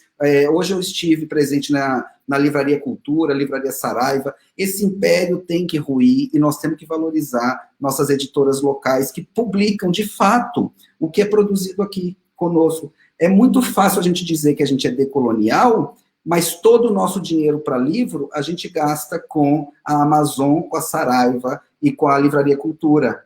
Nós só seremos decoloniais de fato se um pouquinho desse recurso ele for gasto com as nossas editoras locais, com a Fernanda Santiago, com a Segundo Selo, com a Sônia, entende? Não apenas nosso dinheiro, mas também citar. Então, eu estou muito emocionado, eu quero que Sônia seja um grande sucesso, e eu faço coro com Salete. O programa de pós-graduação que acolher a Sônia vai ganhar um presente, né? Eu acho que seria muito bom que Sônia, assim como Paulo Marcos no último lançamento disse que vai dar continuidade também, viu, Salete? Então nós temos uma geração aí brilhante de autoras e autores de livros. Sônia já plantou uma árvore, já teve uma filha e já escreveu um livro, mas ainda não está bom, ainda falta, ainda tem muito mais para contribuir, né, Sônia? Gente, muito obrigado, amei estar aqui com vocês, já derramei uma lágrima, outra. Obrigado, Salete, obrigado, Fernanda. E Sônia, axé, companheira, você é maravilhosa. Eu tive o privilégio de trilhar essa caminhada contigo, mas o mérito, Sônia, ele é todo seu. Quem leu os textos, quem escreveu, quem sofreu, quem preencheu tabela, quem ligava para a Mote, fazia as orientações com a Mote, era você. Quem via os corpos e me ligava, afetada por aquelas fotos, era você. Então, o mérito é todo seu, e eu quero, já comprei meu livro, viu, Fernanda? Quero saber que dia vai chegar, meu casadinho, porque eu comprei a casadinha do livro da Sônia com o livro do Paulo Marx. Viu, gente? Muito obrigado. Parabéns, Sônia. Ó, axé. Estou sempre aqui por você. Que orgulho.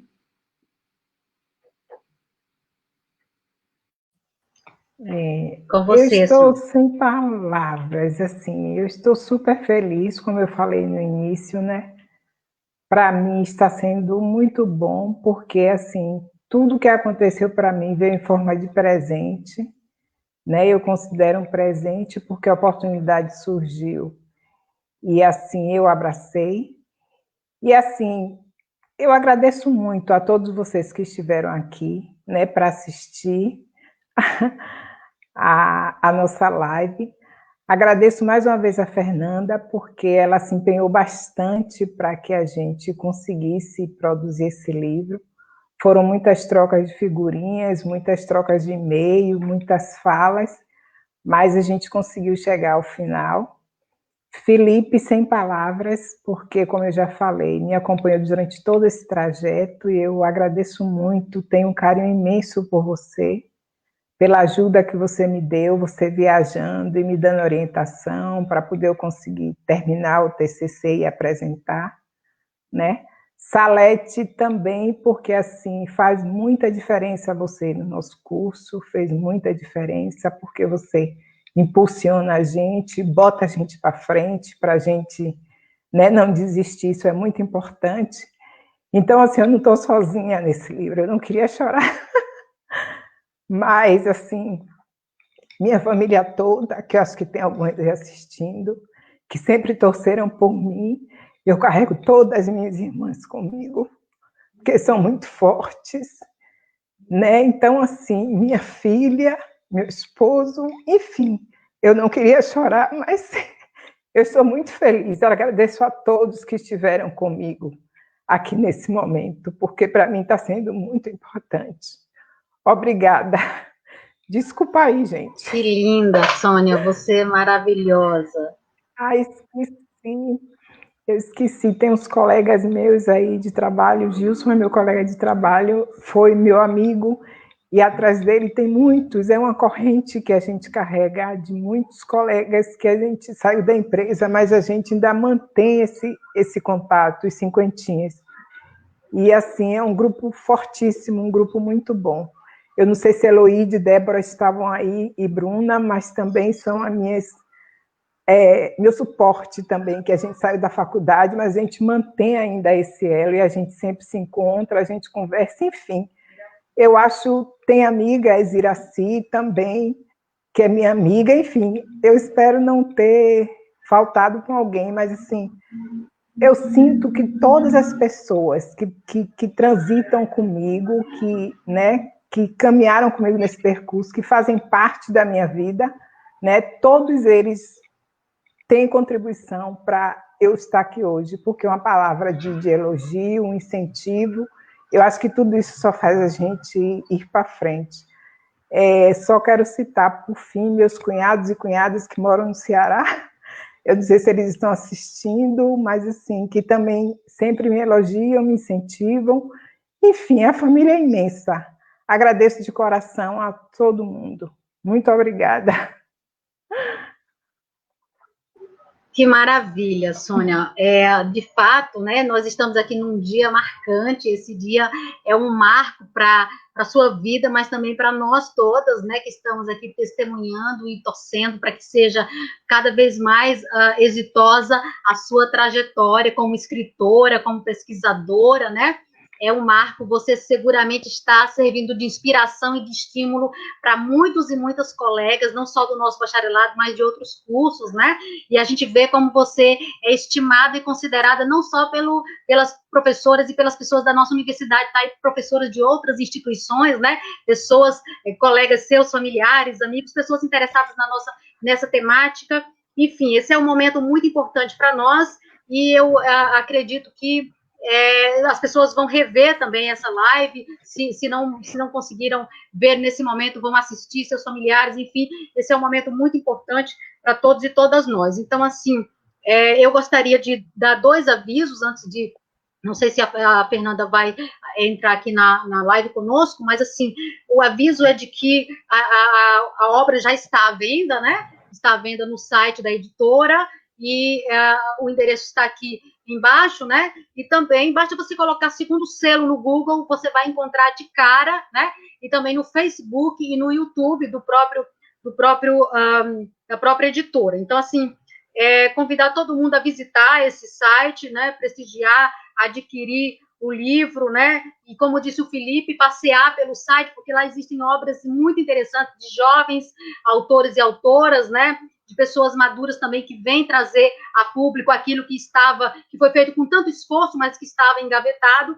E esse selo, né, É muito interessante, ele até supre uma política pública, né? Porque ele vai trazer, na verdade, uma possibilidade de circulação de ideias e de ideias emancipatórias e transformadoras. Então, essa coleção monográfica, ela está de parabéns. Então, assim, o próximo lançamento será da obra Quilombos na Bahia, Processos Identitários pós-Constituição Federal de 88. E a autora chama-se Ubiraneila Capinã, que é docente do IFBA e que é socióloga. Então, assim, mais uma obra vem aí, né? Eu acompanho nas redes para ver a data e tudo mais. Eu me despeço por aqui, agradecendo imensamente pela oportunidade, que muito me honrou, né? Vai ficar aí como algo assim que eu vou levar para sempre, uma vitória de uma aluna nossa que agora está colaborando para nossas referências bibliográficas. Muito obrigada. Estou muito emocionada e me detenho por aqui.